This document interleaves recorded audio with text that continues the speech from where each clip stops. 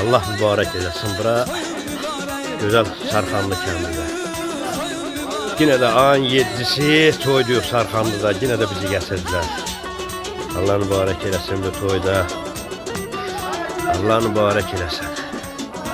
Ah, gözəl Sarxanlımızı gəlmişik. Buradan Sarxanlı eline, ovasına da Allah'ın salamı olsun. Mən Sarxanlıları çox istəyirəm də, Sarxanlılar da mənə çox istəyir. Allah Elobiya həmişə ayağımızı toy açsın. Bu da bizim güzel lülə kebablarımızdır.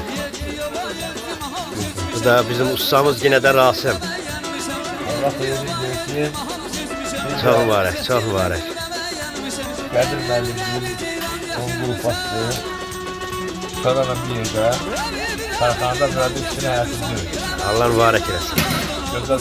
Bu da bizim imişli qovurması. İmişli qovurması güzel. Bəh. Gözəlliyə bax. Mən deyəndə deyirlər ki, imişlini qovurması tərifləyir səni. Harda? Sarxanlı kəndində. Bizim yeməklər hamısı bax ocaqda pişir. Gözəl Sarxanlı kəndində.